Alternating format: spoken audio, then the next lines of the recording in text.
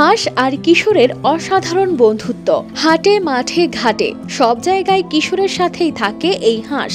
দুজনের কথা হয় না, নেই কোনো ভাষা, তবে যেন এক অদ্ভুত মায়ায় ভরা বন্ধুত্ব তাদের। ছেলেটি যেখানে যায় হাঁসটিও তার সঙ্গে সঙ্গে যায়, না বললেও বুঝে নেয় কোথায় যাবে আবার কখন থামতে হবে। যেন দুই পুরনো বন্ধু যারা একে অপরকে ছাড়া যেন চলতেই পারে না। এটাকে বিক্রি বা জবাই দুটার মধ্যে কোনোটাই করবো না, আমার সাথেই রাখবো। বাজারে গেছিলাম দেখে, ওই দিন আমি কবুতর নেওয়ার ইয়াতে গেছিলাম, কিন্তু হাঁস দেখে একটু মায়া লাগলো, ওই জন্য অনেকগুলো হাঁস ছিল মা ছাড়া, ওই জন্য একটা নিয়ে চলে এসেছি।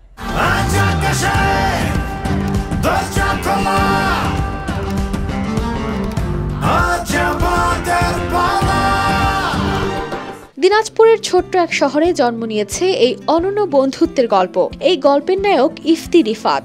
কুড়িয়ে পাওয়া ছোট্ট হাঁসের বাচ্চাটি আজ রিফাতের নিত্যদিনের সঙ্গী। নিজ হাতে খাওয়ানো থেকে শুরু করে সব যত্নই পায় হাঁসটি।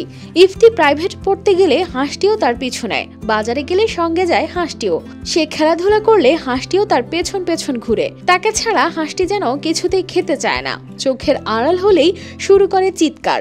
মানুষের আসলে একটা শখ থাকে, যে শখের একটা প্রাণী যে তার সাথে ঘুরে বেড়াচ্ছে, এটা কিন্তু অনেক কিন্তু আনন্দের বিষয়। তো এই জন্য দেখে আমাদের অনেক ভালো লাগতেছে যে একটা হাঁস পিছনে পিছনে আসতেছে, সবাই দেখতেছে।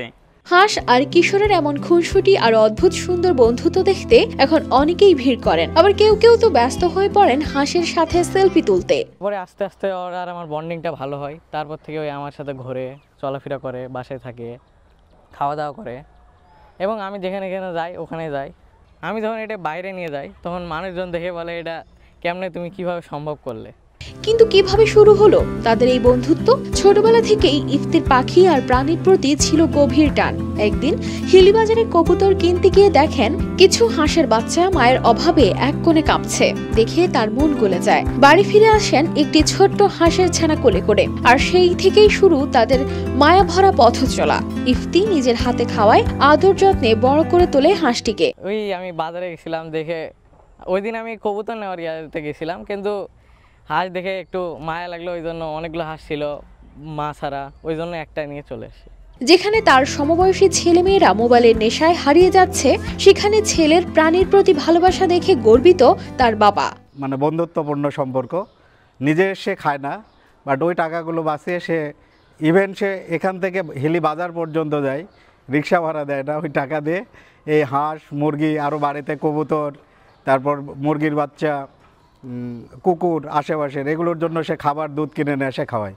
তো এই 1.5 মাস যাবত সেই এই হাঁসের বাচ্চাটা কিনছে, কেনার পরে এই অবস্থা আর কি। এখন স্পেশালি যেটা আমার চাওয়া ছিল, সে এই ধরনের কাজগুলো নিয়েই ব্যস্ত থাকুক, যাতে এই যে বর্তমানের যে প্রবলেমগুলো, মোবাইলের যে ক্রাইসিস মানে শুরু হচ্ছে, বাচ্চাদের মধ্যে সমস্যা তৈরি করতেছে, যাতে এই সমস্যাগুলো না তৈরি হয়, সেই ক্ষেত্রে যাতে এই সৃজনশীল ক্রিয়েটিভিটি কাজগুলোতে সে নিজেকে ইনভলভ করাইতে পারে, এটা আমি চাইছি আর কি।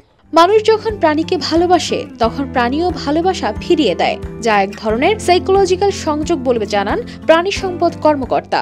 আসলে প্রাণী মানুষকে ভালোবাসে আর কি, এবং মানুষও যখন প্রাণীকে ভালোবাসে তখন দেখা যাচ্ছে প্রাণীর প্রতি মানুষের একটা ভালোবাসা তৈরি হয়ে যায়।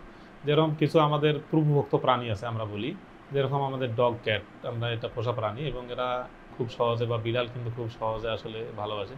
এমনকি যারা গরু পালে, আমাদের খামারি আছে, দেখা যাচ্ছে তারা যদি বাজার থেকে রাত্রে যায়, গিয়ে যখন দরজাটা খুলে তখন গরুটাও কিন্তু একটা শব্দ করে ওঠে যে তার মালিক আসছে আর কি এই মুহূর্তে, বা এই সময় আসে আর কি। এগুলো এটা আসলে যেরকম আপনি যেটা বললেন আর কি, যে আসলে এটা সম্ভব আর কি।